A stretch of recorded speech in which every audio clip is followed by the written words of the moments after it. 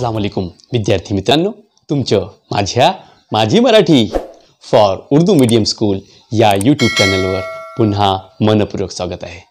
विद्यार्थी मित्रांनो, आज आपण या व्हिडिओमध्ये इयत्ता 7व्या वर्गाचे विषय मराठी संयुक्त या पाठ्यपुस्तकातील पाठ 8वे बक्षीस या पाठाचे आज आपण या व्हिडिओमध्ये संपूर्ण स्पष्टीकरण बघणार आहोत। तत्पूर्वी विद्यार्थ्यांनो, आपण सर्व आपापली मराठीची पुस्तके काढून घ्यावी। देखिए मराठी की किताबें और एक एक पेंसिल भी आप निकाल लेंगे। तो चलिए हम करते हैं अपने पाठ की शुरुआत। पान क्रमांक 22 पेज नंबर 22 पे ये सबक ये पाठ दिया गया है। पाठ 8वें बख्शिश। तो बच्चों, सबसे पहले हम इस पाठ का जो शीर्षक दिया है बख्शिश, इसका अर्थ समझ लेते हैं। बख्शिश मतलब होता है इनाम, प्राइज। तो अब इस पाठ में ऐसा क्या इनाम दिया गया, ऐसी क्या सीख दी गई है जो बहुत ही सही है, भविष्य के लिए बहुत ही सही है, बहुत ही यूजफुल। करते हैं इस पाठ की शुरुआत। पाठ 8वें बख्शिश। लेखिका आहेत स्मिता सराफ। जन्म 1970। विविध मासिके, वृत्तपत्रे यामधून लेखन, आकाशवाणीवरील कार्यक्रमांच्या लेखनात सहभाग। आता बघू या पाठामध्ये लेखिका यांनी आपल्याला कोणता संदेश दिला आहे। आजच्या दैनंदिन व्यवहारात प्लास्टिकचा अतिवापर होताना दिसतो। प्लास्टिकच्या पिशव्यांचा वापर बंद करून कापडी पिशव्या वापराव्या हा संदेश प्रस्तुत पाठातून दिला है।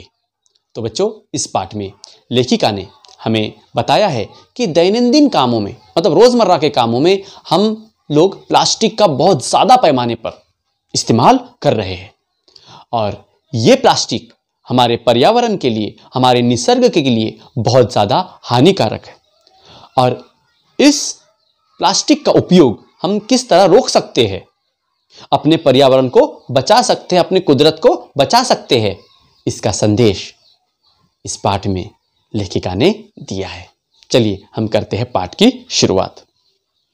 आई ऑफिसमधून येण्यापूर्वीच ठरल्याप्रमाणे चैतन्य क्रिकेट खेळून घरी आला। आई आल्यावर ती शिंकत असलेली पाहून त्याने आले टाकून मस्त चहा केला। चहाचा तो गरमागरम कप ओठाला लावल्यावर आईचा थकवा दूर झाला। शब्दार्थ देख लीजिए। शिंकने मतलब छींक आना, मस्त चाह मतलब बहुत बढ़िया चाय, थकवा मतलब थकावट। तो आई ऑफिस से आने के पहले ही चैतन्य क्रिकेट खेल के घर आ चुका था। आई आल्यावर शिंकत आलेली पाहून त्याने आले टाकून, आले मतलब बच्चों अदरक डाल के आले टाकून मस्त चाह केला। तो चैतन्य ने देखा कि उसकी आई मतलब माँ ऑफिस से आ गई है और वो छींक रही है। तो ये छींकते हुए उसने देखा और उसने आले डालकर मतलब अदरक डाल के बढ़िया से अपने माँ के लिए, आई के लिए चैतन्य ने चाय बनाई। चहाचा तो गरमागरम कप ओठाला लावल्यावर आईचा थकवा दूर झाला। थकवा मतलब थकावट। और जैसे ही आई ने, चैतन्य की आई ने उस गरम गरम चाय का मज़ा लिया या चाय पी तो उसकी थकावट दूर हो गई। चलिए अब देखते आगे। आई म्हणाली, आई कहने लगी, काय रे आज मजा आली का खेळताना। आई पूछती है चैतन्य से, क्या रे आज खेलते समय मजा आई ना। चैतन्य म्हणाला, चैतन्य कहने लगा, खूप मजा आली, पण आई आज एक प्रकल्प दिलाई बाईंनी। अब चैतन्य कहने लगा, हाँ आई खूप मजा आली, बहुत मजा आई, लेकिन बाईंनी एक प्रकल्प दिलेला है। प्रकल्प मतलब मंसूबा, जिसे अंग्रेजी में प्रोजेक्ट कहते हैं। तो चैतन्य कहने लगा कि आज हमें बाई ने एक प्रोजेक्ट दिया है, एक प्रकल्प दिया है। आई म्हणाली, अरे बाप रे, तुझा प्रकल्प म्हणजे पोटात गोळा येतो माझ्या।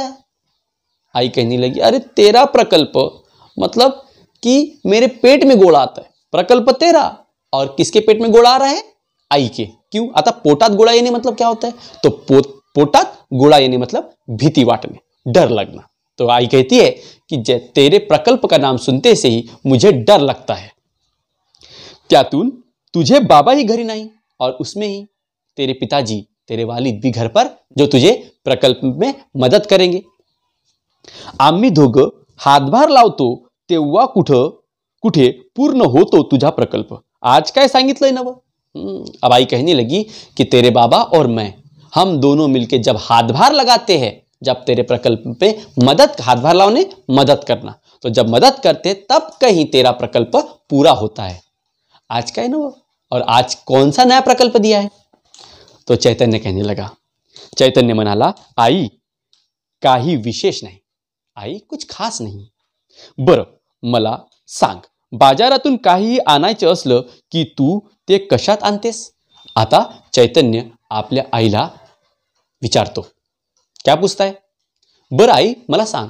हाँ ठीक है आई, मुझे बताइए कि जब आप बाजार से कोई सामान लाते हो तो किस चीज में लाते हो? आई म्हणाली, कशात आणणार? प्लास्टिकच्या पिशवीत। आई उत्तर देने लगी, काय में लाएंगे? किस चीज में लाएंगे? प्लास्टिक की थैली में। चैतन्य, पण सामान आणल्यानंतर त्या पिशवीचं काय करतेस? पुन्हा चैतन्य विचारतो कि सामान लाने के बाद आप उस पिशवी का, उस थैली का क्या करती हो? आई म्हणाली, काय करणार?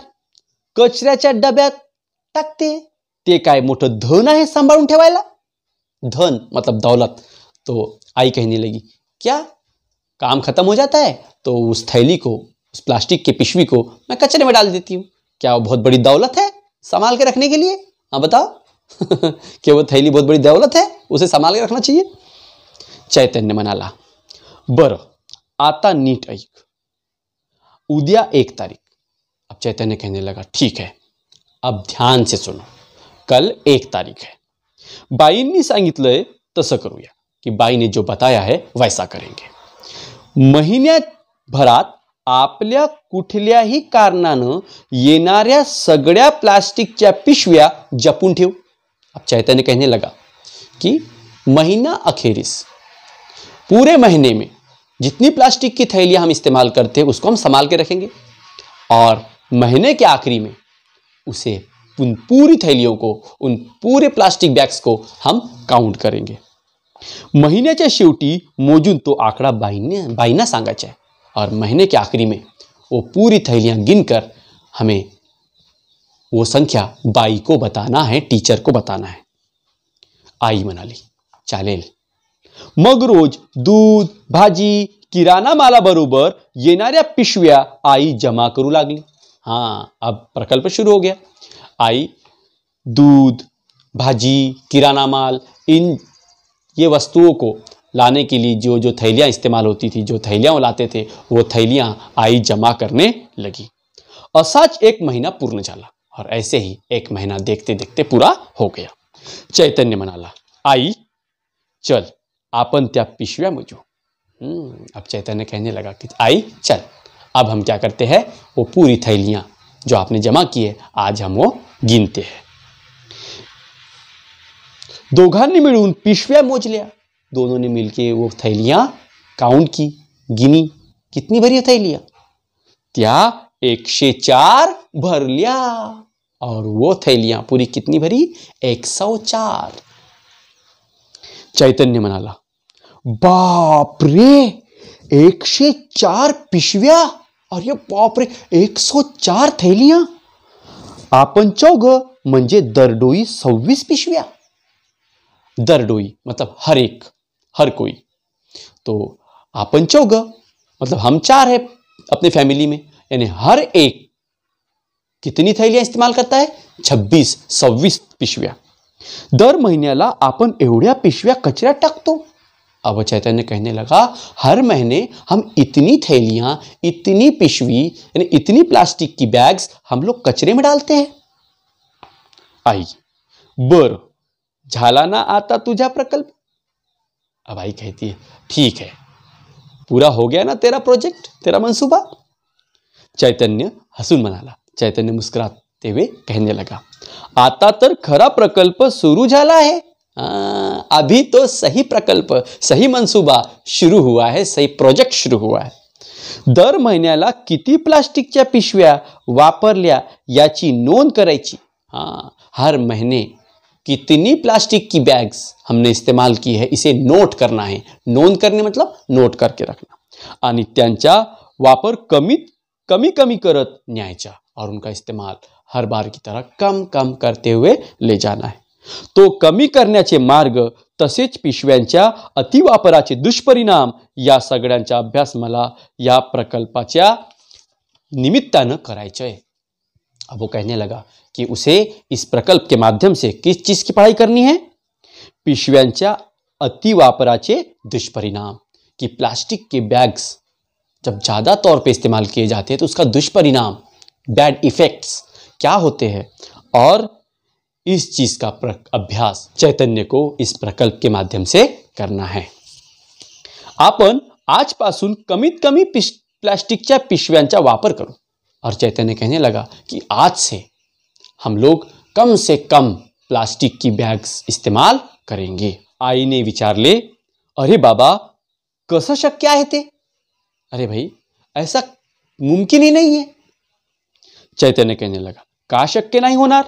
पूर्वी प्लास्टिकच्या पिशव्या नसतानाही लोक जगतच होते ना. आता मला सांग आई, आपण प्लास्टिकच्या पिशव्यात काय काय आणतो. अब चैतन्य स्पष्टीकरण देने लगा कि देखिए आई, पहले भी तो इस दुनिया में प्लास्टिक नहीं था, तो लोग दुनिया जिंदगी जीती थी ना. उसी तरह से हमें अब ये प्लास्टिक का इस्तेमाल कम करना है. पुढं, आता मला सांग आई, आपण प्लास्टिकच्या पिशव्यात काय काय आणतो. और चैतन्य अपने आई को पूछने लगा कि आई मुझे बताइए कि हम प्लास्टिक के थैलियों में क्या क्या लाते हैं. वो तो सामान्य है, कॉमन है, क्या क्या लाते हैं. आई कहने लगी, हाय का प्रश्न झाला. दूध, तेल, भाजी, फळं, फुलं वगैरे आणतो. हम प्लास्टिक के थैलियों में क्या क्या लाते हैं. दूध, तेल, भाजी, सब्जी भाजी, फळं मतलब फल, और फूल वगैरे लाते हैं. चैतन्य म्हणाला, आई तुझ्या लहानपणी होत्या का ग अशा पिशव्या. अब चैतन्य पूछने लगा आई को कि आई तेरे बचपन के समय ये सब प्लास्टिक की थैलियां थी क्या. तुम्ही कशात बाजार हाट करायच्या. और पूछने लगा कि तुम लोग किस चीज में बाजार लाते थे. आई सगळं बदललं बघ. आई कहने लगी, सब कुछ बदल गया है. माझी आई काट कसरी सुगृहिणी. आई कहने लगी कि सब कुछ बदल गया है. देख मेरी आई जो थी वो बहुत ही काट कसरी मतलब बहुत ही अच्छे तरीके से अपनी फैमिली चलाती थी, और वो बहुत अच्छी सुगृहिणी थी मतलब हाउसवाइफ थी. माझ्या बाबांच्या जुन्या पॅन्टच्या कापडाच्या पिशव्या शिवायची. ते बाहेर निघाले की सोबत एखादी पिशवी आणायची. और वो कहने लगी कि मेरी आई बहुत अच्छी सुगृहिणी थी, और मेरे बाबा के जो पुराने पैंट होते रहते थे उसे वो काट कर थैली बनाती थी, और जब जब मेरे बाबा बाहर जाते थे तो उन्हें एक थैली वो पकड़ा देती थी. चैतन्य, ते भाजीपाला वगैरेसाठी ठीक आहे, पण मग दूध तेल कसं आणायचा. चैतन्य कहने लगा, ठीक है सब्जी भाजी तो उस थैली में आ जाएंगी, लाते होंगे आपके वालिद साहब, लेकिन बाकी दूध तेल ये लिक्विड मटेरियल ये काय में लाते थे. आई म्हणाली, आता सारखं तेव्हा पॅक पिशव्यात दूध तेल मिळायचे नाही. दुधाची तेलाची अशा वेगवेगळ्या बरण्या असायच्या. तो आई कहने लगी कि अभी के समय की तरह, अभी के दौर की तरह दूध तेल की यानी पैक करके नहीं मिलते थे, तो हर एक दूध तेल वगैरह के लिए अलग अलग बरनी होती थी. चैतन्य म्हणाला, मग ठरलं तर आई, आजपासून आपण चौघांनी प्लास्टिकच्या पिशव्यांचा वापर कमीत कमी करायचा. अब चैतन्य कहने लगा कि आई अब बिल्कुल ठहर ली है, अब बिल्कुल ये ठान लो कि हम चारों ने मिलके ये प्लास्टिक की थैलियों का इस्तेमाल कम कम करते करना है. हे साध्य करणाऱ्या मुलाला बाई छानसं बक्षीस देणार आहे. और जो बच्चा प्लास्टिक की थैलियों का इस्तेमाल कम करते जाएगा उसे बाई मतलब टीचर एक अच्छा सा बख्शीस मतलब इनाम देने वाली है. आई म्हणाली, मी करीन रे तुला मदत, पण तुझी आजी आणि बाबा यांनीही मदत करायला हवी. आजी मतलब दादी। तो चैतन्य की आई कहती है कि मैं तुझे इस प्रकल्प में मदद करूंगी, लेकिन तेरी आजी मतलब दादी और बाबा मतलब वालिद ने भी हमारी मदद करनी चाहिए। तेव्हापासून आई बाबा दोघेही दुचाकीच्या डिकीमध्ये कापडी पिशवी ठेवू लागले और उसके बाद आई और बाबा दोनों एक कपड़े की थैली, कापड़ाची पिशवी मतलब कपड़े की थैली अपने दुचाकी के डिक्की मध्ये मतलब अपने बाइक के डिक्की में रखने लगे। किराणा आणताना पिशवीऐवजी कागदी पुड्यांचा आग्रह धरू लागले। आग्रह करने मतलब रिक्वेस्ट करना। और जब किराना माल लाने जाते थे तो प्लास्टिक की थैलियों की जगह वो लोग कागज में बांध के देने की रिक्वेस्ट करने लगे। एका रविवारी चौबदल म्हणून हॉटेलमधून जेवणाचे पार्सल आणण्यासाठी बाबा चक्क 3 खनी डबा सोबत घेऊन गेले। हाँ, 3 खनी डबा मतलब 3 डिब्बों का टिफिन। तो होटल से कुछ लाने के लिए चैतन्य के बाबा निकले तो उन्होंने खुद ब खुद एक 3 खनी का डब्बा मतलब 3 डिब्बों का टिफिन लेके गए। अशा प्रकारे प्लास्टिकची पिशवी हटाओ मुहिम जोरात शुरू होती और इस तरह से प्लास्टिक की थैलियों का इस्तेमाल कम करो, प्लास्टिक की पिशवी हटाओ, ये मुहिम बहुत जोरों से चैतन्य के घर चलने लगी। प्लास्टिकचे विघटन होत नसल्यामुळे ते निसर्गात शेकडो वर्षे तसेच राहते और प्लास्टिक का विघटन मतलब वो खत्म नहीं होता, डिसॉल्व नहीं होता। तो इसलिए प्लास्टिक का विघटन नहीं होता, इसलिए वो सैकड़ों साल कई 100 साल वो जैसे के वैसे ही रहती है। ते जमिनीच्या कस घालवतात और वो जमीन का कस मतलब उसके बोलेंगे सुपिकता, उसका जरखेजपणा वो कम करते हैं। प्राण्यांच्या पोटात जाऊन त्यांचा जीव घेते और प्लास्टिक की थैलियां जानवरों के पेट में जाती है और उससे उन जानवरों की जान भी जाती है। बड़े जाड़ू म्हटले तर वायु प्रदूषण करते और ठीक है कि अगर उसे जलाने का सोचे तो वो एयर पोल्यूशन, वायु प्रदूषण मतलब एयर पोल्यूशन करते हैं। जलचरांना ही धोखा पहुंचाते और अगर उसको पानी में फेंक दिए तो जलचर मतलब पानी में रहने वाले जीव को वो धोखा करते हैं। हे सगळे बाईंनी वीडियो क्लिप द्वारे पटवून दिले होते और ये सब चैतन्य को उसके बाई ने वीडियो क्लिप के माध्यम से समझा दिया था। नेक्स्ट, महिनाभर प्लास्टिकचा वापर टाळण्याचा एक कलमी कार्यक्रम घरातल्या साऱ्यांनीच एखाद्या व्रतासारखा पाळला। इस महीने में प्लास्टिक का इस्तेमाल कम से कम करना, ऐसा व्रत, ऐसी मुहिम या ऐसी प्रतिज्ञा सभी लोगों ने ले ली थी। महीना अखेरीस पिशव्या मोजायला चैतन्याला जराही वेळ लागला नाही, कारण फक्त 4 पिशव्या होत्या।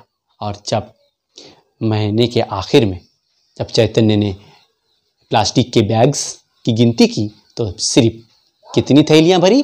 फक्त 4, सिर्फ 4 ही थैलियां बची थी। मनातल्या मनात त्याने स्वतःची पाठ थोपटली और दिल ही दिल में उसने खुद को शाबासकी दी। महीना अखेरीस वर्गात बाईंनी मुलांना प्रकल्पाविषयी विचारले और महीना खत्म हो गया और बाई ने उन सब बच्चों को प्रकल्प के बारे में, मंसूबे के बारे में पूछा।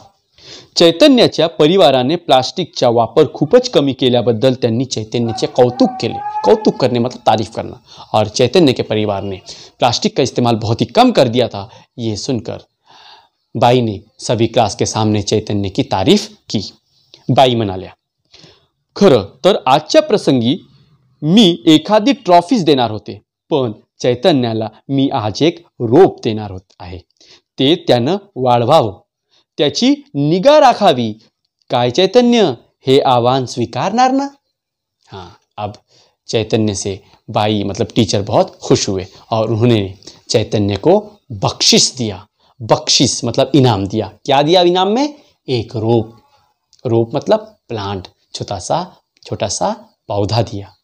और बाई कहने लगी, क्या चैतन्य, तुम इसका ध्यान रखोगे ना? तुम इसे बड़ा करोगे ना? चैतन्य ने हसून मान डोलावली और चैतन्य ने मुस्कुराते ही मान मतलब गर्दन हिलाई। एखादे गोजीरवाने बाळ काळजीपूर्वक घ्यावे तसे ते रोप त्याने स्वीकारले। गोजीरवाने मतलब नवजात शिशु, छोटा सा बच्चा जिस तरह से उठाया जाता है, उस तरह से चैतन्य ने उस प्लांट को, उस पौधे को, उस रोप को उठाया. प्रत्येकाने एक तरी झाड लावून ते जगवणे का गरजेचे आहे. पर्यावरणपूरक जीवनशैली कशी असावी याविषयी बाई पोट तिडकीने बोलत होत्या. और आज के समय एक प्लांट, एक पौधा हर कोई इंसान ने बड़ा करना चाहिए, उसे झाड़ बनाना चाहिए, उसकी ध्यान रखना चाहिए कि ये आज हमारे जीवन शैली का, मतलब ये हमारे ज़िंदगी का एक हिस्सा है. और इसका महत्व, मतलब हर एक प्लांट का, एक झाड़ का महत्व हमारी ज़िंदगी में बहुत है. ये बाई उन्हें समझाने लगी. समोरच्या बालमनावर ते कोरले जात होते और सामने जो बच्चे बैठे थे वो बच्चों के दिमाग में वो बिल्कुल पहुंच रहा था वो संदेश. विज्ञान युगातले खरे नागरिक वर्गात आकार घेत होते. विज्ञान युग मतलब साइंटिफिक एरा. तो इस साइंटिफिक दुनिया के सच्चे नागरिक, सच्चे सिटीजन उस क्लास में बन रहे थे. बच्चों, ये पाठ हमारा यहाँ समाप्त होता है. तो हमने इस पाठ से क्या सीखा कि प्लास्टिक का इस्तेमाल हमने कम से कम करना चाहिए और हमारे पर्यावरण को प्लास्टिक मुक्त बनाना चाहिए. और इतना ही नहीं, हमने ये भी सीखा कि हर एक इंसान ने कम से कम एक तो भी पौधा बड़ा करना चाहिए, क्योंकि वृक्ष ही हमारे संपूर्ण पर्यावरण को की रक्षा करते हैं. तो बच्चों, आपको ये स्पष्टीकरण समझ आया है, ऐसी मैं अपेक्षा करता हूँ और वीडियो को समाप्त करता हूँ. Thank you.